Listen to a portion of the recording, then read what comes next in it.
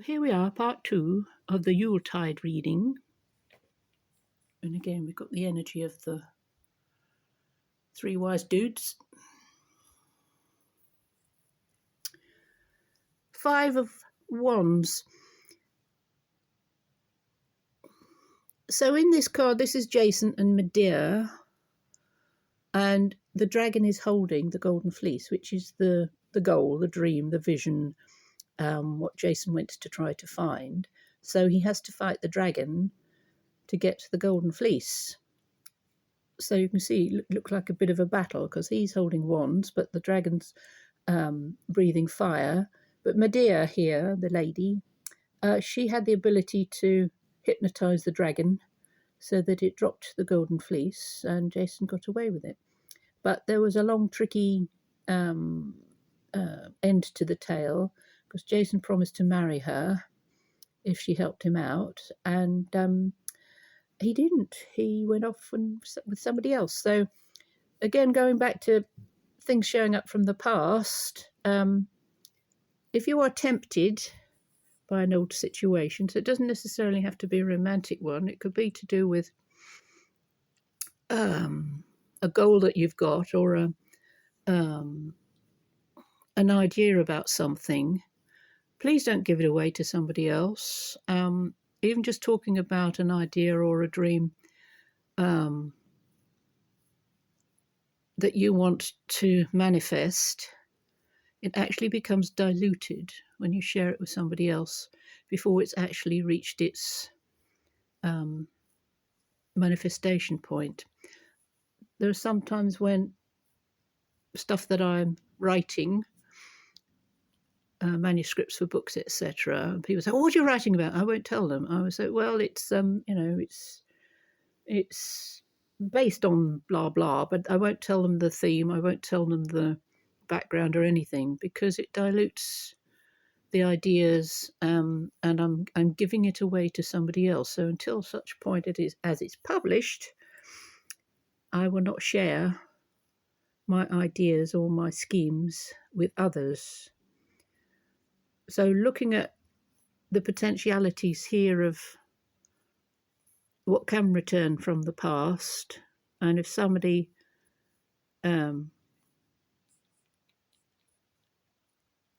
looks like a rose, smells like a rose, they are a rose.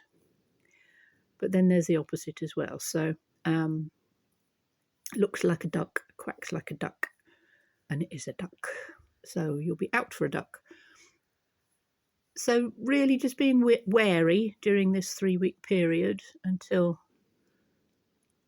January 1st, but then also the shadow phase, give it another week or so afterwards. And then you can move forward with things. It may also be a time of rejection, you rejecting somebody else's advances, whether they be romantic or financial or let's go into partnership, business-wise type of thing. So if we look at the past card, 2 of Wands. This is our ability to be grateful for what we've got, be grateful for what we've put together in this lifetime, and to take a step back and say, right, where do I head to from now? Where am I heading? Let's have a look what's around us, what's available. Not necessarily taking action just yet, but just looking at your capabilities, your skills and your talents. Where do you want to place them in the future? In the cave there is Chiron. He's a centaur, so he's half man, half horse. Well, half god, half horse. And he is to do with how we share our skills and our talents and abilities. He's also known as the wounded healer. So any wounds that you may have been carrying, whether they be physical, emotional, or otherwise, this again is a time for resting, for rejuvenation, before we really start to move forward at a gallop come the new year, which is only moments away, really, isn't it? Now, with all of the stuff that's being broadcast in the mainstream, there may be some people who the Nine of Swords applies to, which is mental turmoil. Oh my God, look at it. Isn't it dreadful? Isn't it awful? Isn't it? Oh, what are we going to do about this, that, and the other? But 9 is a number associated with completions and endings and new cycles beginning. So, and the swords are to do with how our minds can be tormented by things and how we let that scenario run round in our minds and can't get out of the loop. So again, be the observer, but don't absorb. If doom and gloom is being presented to us, propaganda, being told what to do, how to do it, and how to breathe, etc. A lot of this is designed to scare you, to frighten you, to put you in that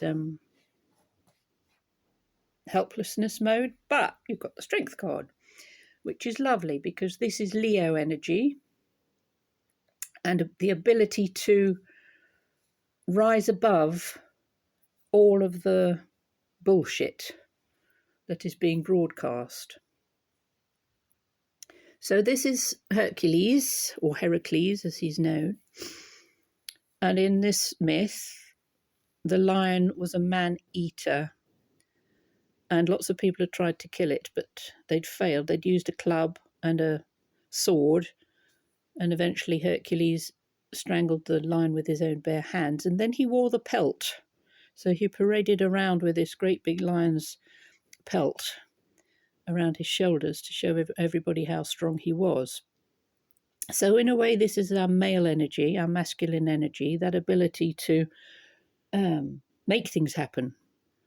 So rather than allowing your mind to be controlled by what people are projecting, this is the ability to say, no, that's a load of bullshit.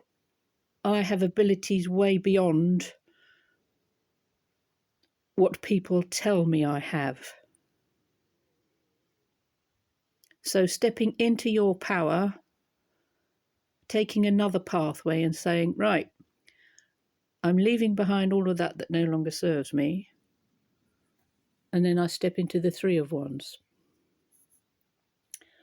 So this is lovely. We've gone from 2 in the past to the 3 of Wands.